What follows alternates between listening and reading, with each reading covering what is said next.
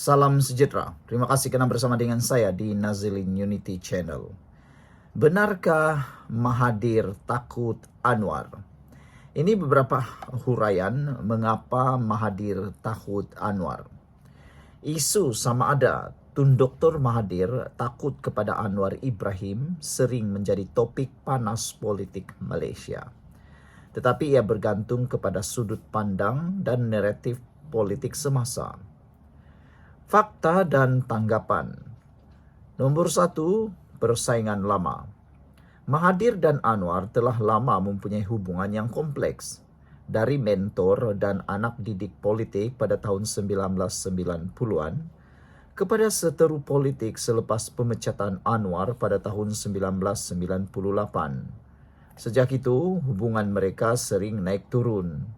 Nombor 2, dakwaan Mahathir terhadap Anwar. Mahathir berulang kali mengkritik pentadbiran Anwar dan menyatakan keraguan terhadap agenda kerajaan perpaduan. Dalam beberapa kenyataan, beliau menuduh Anwar gagal menunaikan janji-janji reformasi. Seringkali ramai orang mengenali Mahathir sebagai seorang bekas Perdana Menteri yang mahu supaya orang-orang yang memerintah atau menjadi Perdana Menteri selepasnya turut mendengar nasihat beliau. Namun demikian, seperti yang kita tahu, Perdana Menteri ke-10 Anwar Ibrahim tidak mahu tunduk terhadap tuntutan Mahathir.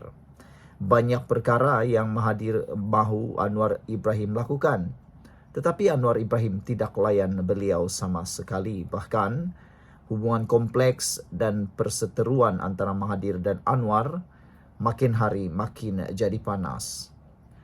Nombor 3, Anwar pula tidak terlalu menyerang balas. Anwar kebiasaannya tidak melayan secara panjang lebar kenyataan Mahathir dan memilih untuk fokus kepada dasar-dasar semasa.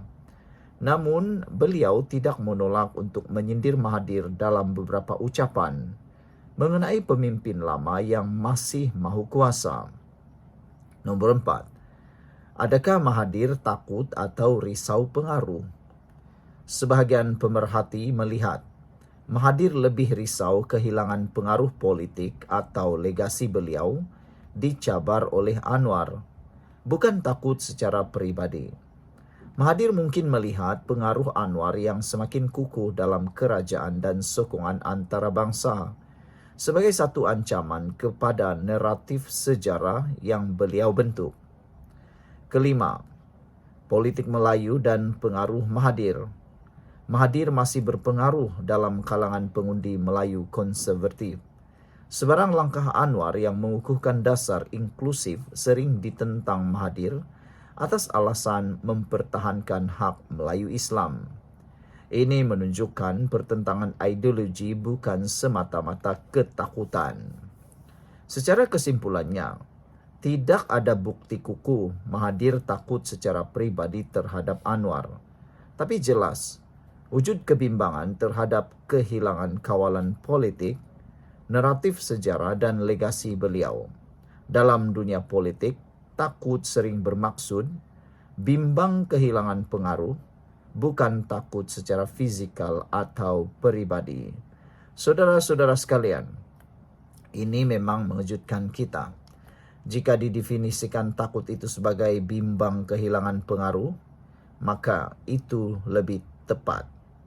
Sekian dulu untuk kali ini. Jangan lupa tinggalkan komen anda. Apa pula pendapat anda? Betulkah Mahathir takut terhadap Anwar?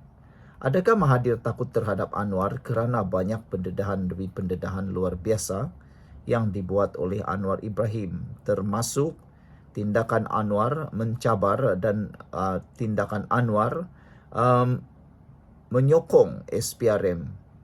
Sekian dulu untuk kali ini. Jangan lupa tinggalkan komen anda. Satu persoalan penting petang ini. Bolehkah Hadi Awang, Presiden PAS, jadi Perdana Menteri? Ramai orang sebenarnya yang berminat mahu tahu, betulkah Hadi boleh menjadi Perdana Menteri? Jadi saya akan kongsikan kepada anda beberapa kemungkinan, beberapa ulasan yang sangat menarik. Bolehkah Hadi Awang jadi Perdana Menteri? Persoalan ini dijawab dengan mudah. Secara perlembagaan, jawabannya iya. Tetapi jangan berpuas hati sampai di sana. Banyak lagi ulasan, kupasan yang menarik dalam video ini. Secara perlembagaan, iya, betul. Hadi Awang ataupun Tuan Haji Abdul Hadi Awang boleh menjadi Perdana Menteri Malaysia jika beliau mendapat sokongan majoriti ahli parlimen di Dewan Rakyat seperti yang diperuntukkan dalam perkara 43 dalam kurungan 2 kurungan E Perlembagaan Persekutuan. Tapi bukan setakat sampai di sana.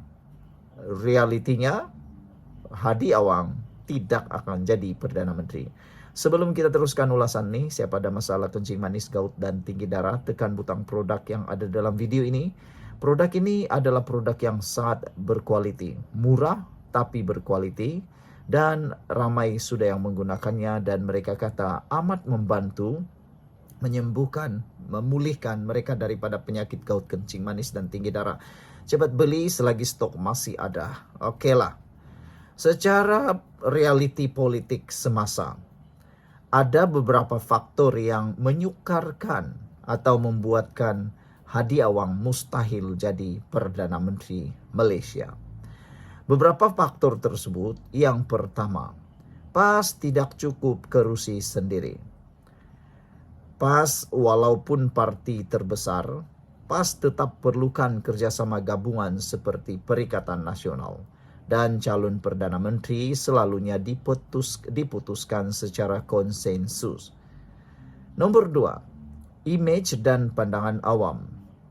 Gaya politik Hadi lebih keras dan ideologi Islam konservatif beliau mungkin sukar diterima sebahagian besar pengundi pelbagai kaum dan agama.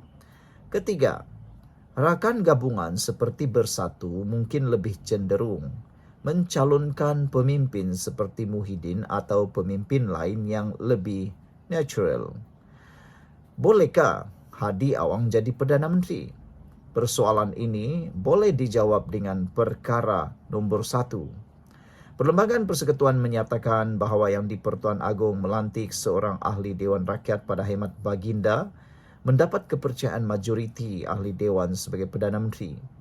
Secara prinsip, tiada halangan undang-undang untuk Hadi Awang diangkat jadi Perdana Menteri. Kedua, kekuatan politik PAS dan PN. Pada PRU 15, PAS menang 43 kerusi parlimen, jumlah tertinggi antara parti-parti di Malaysia. Tetapi gabungan Perikatan Nasional PN yang dipimpin oleh Tan Sri Muhyiddin Yassin adalah dominan dan beliau dilihat sebagai figurehead untuk Perikatan Nasional. Dalam rundingan dalaman PN, Hadi Awang tidak diketengahkan sebagai calon Perikatan Nasional Perdana Menteri. Fokus lebih kepada pemimpin natural atau moderate. Ketiga, halangan realiti politik. Sokongan bukan Islam dan bukan Melayu. Gaya politik Hadi yang tegas dengan naratif Islamik sangat kuat, tetapi juga mencetuskan kebimbangan di kalangan pengundi bukan Islam. Hubungan dengan institusi, terdapat kenyataan dan kritikan Hadi terhadap institusi kehakiman, SPRM dan Yang di-Pertuan Agong sebelum ini yang dianggap kontroversial dan boleh memberi kesan. Gabungan politik rakan seperti Bersatu PN mungkin lebih rela calon seperti Muhyiddin atau pemimpin lain yang lebih diterima pelbagai kaum.